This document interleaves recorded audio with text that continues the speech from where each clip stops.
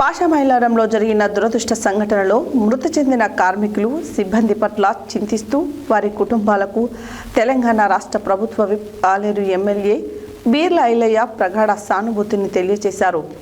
BJP రాష్ట్ర అధ్యక్షుడిగా రామచంద్రరావు ఎంపిక వెనుక బీఆర్ఎస్ హస్తం ఉందని ఎమ్మెల్యే బీర్ల ఐలయ్య అన్నారు. బీజేపీ రాష్ట్ర అధ్యక్షుడిగా రామచంద్రరావు ఎంపిక వెనుక బీఆర్ఎస్ హస్తం ఉందని తెలంగాణ రాష్ట్ర ప్రభుత్వ విప్ ఆలేరు ఎమ్మెల్యే బీర్ల ఐలయ్య అన్నారు. అసెంబ్లీలోని మీడియా పాయింట్లో సోమవారం సాయంత్రం బీర్ల ఐలయ్య మీడియా సమావేశం నిర్వహించారు.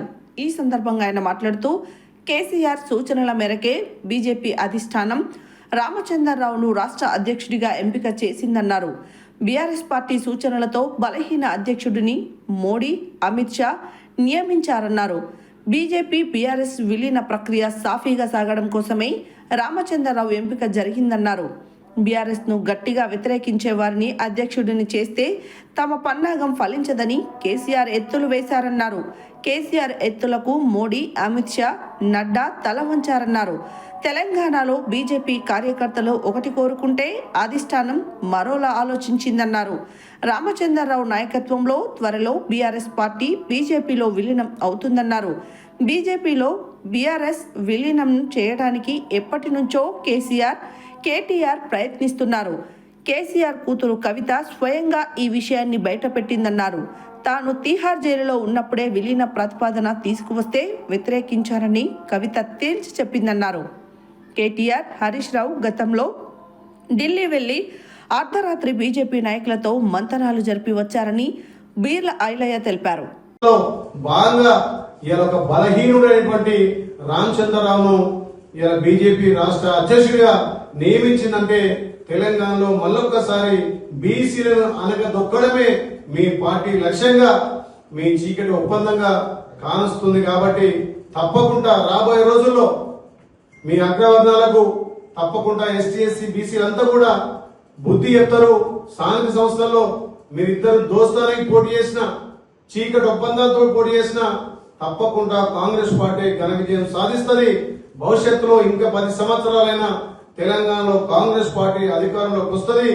మా రాహుల్ గాంధీ గారిని ప్రధాని చేసేంత వరకు కూడా తెలంగాణలో పెద్ద ఎత్తున ప్రతి కార్యకర్త మీ ఆగడాలు, మీ ఎత్తులను, చిత్తు చేసి మీరెన్ని చీకటి ఒప్పందాలు చేసినా మాకు తెలిసి అసెంబ్లీ ఎలక్షన్ వరకు మీ బీజేపీ పార్టీలో బీఆర్ఎస్ విలీనం చేస్తారు.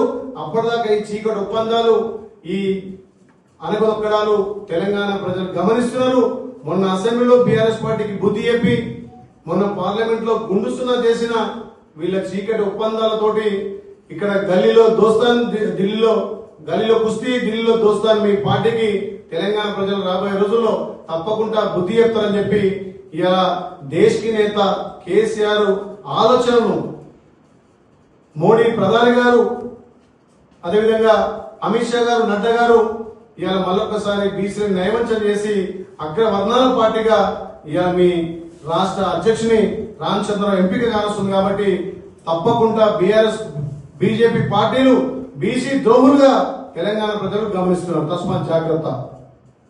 బీజేపీ, బీఆర్ఎస్ రెండు కూడా అగ్రవర్ణాల పార్టీలు. గత 10-20 సంవత్సరాలుగా మీరు బీఆర్ఎస్ చూస్తున్నారు. వాళ్ళ పార్టీ అధ్యక్షుడు కానీ, వాళ్ళ వర్కింగ్ ప్రెసిడెంట్ కానీ, వాళ్ళ మంత్రివర్గంలో ఉన్నటువంటి మంత్రులు కానీ, బీజేపీలో ఉన్నటువంటి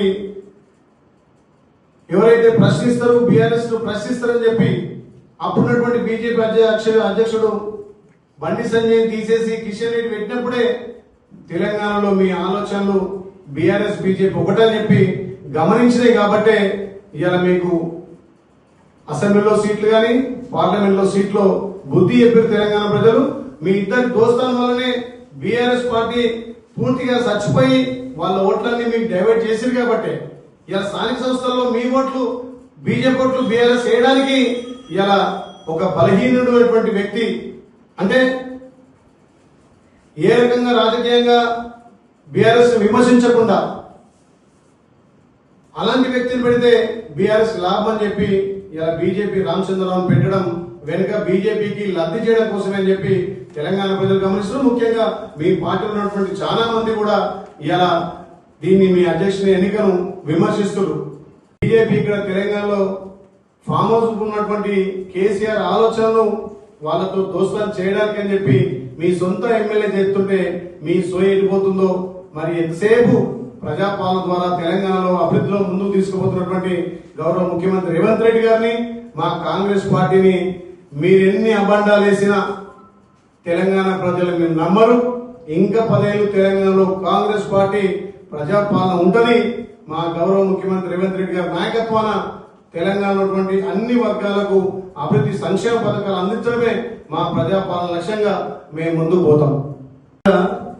ఉద్యమం చేశానని కేసీఆర్ చెప్పిండు, కానీ ఎలక్షన్ సమయం రాగానే తెలంగాణలో దళిత ముఖ్యమంత్రి చేస్తా, దళితున్నే ముఖ్యమంత్రి చేస్తా అని చెప్పి కనీసం ఆ పార్టీకి అధ్యక్ష పదవి కూడా ఇయ్యలే, వర్కింగ్ ప్రెసిడెంట్ కూడా ఇయ్యలే, మంత్రులకు కూడా అన్యాయం చేసిండు.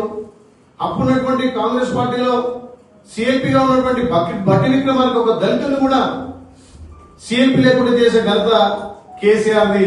మరి ఇప్పుడు కేసీఆర్ ఆలోచనలే తెలంగాణలో, కేసీఆర్ ఆలోచనలే ఈ దేశకి నేత కేసీఆర్ ఆలోచనలు అక్కడ బీసీ ప్రధాని చెప్పుకునే మోడీ గారు, అమిత్ షా గారు, నడ్డా గారు మరి ఇలా బీసీలు మీకు ఓట్లేసే వ్యక్తులుగానే కావచ్చు తప్ప బీసీలు రాజ్యాధికారికంగా కక్కేరారా? మీ పార్టీ పదవులకు మా బీసీలు అక్కేరారా? నువ్వు దళితులు ముఖ్యమంత్రి చేస్తావు, కనీసం దళితుని పార్టీ అధ్యక్షుడు చేయలే, వర్కింగ్ పార్టీ చేయలే, ఒక ప్రతిపక్ష నాయకుడుంటే ఓర్వలే. మీది అగ్రవర్ణాల పార్టీ, అందుకే బీసీ తప్పకుండా మేము కర్రు కాల్చి వాత పెట్టడం తప్పదు. నీ ఆలోచనలు కేంద్రం ఉన్నటువంటి బీజేపీ ఇక్కడ ఇంప్లిమెంట్ చేస్తుంది.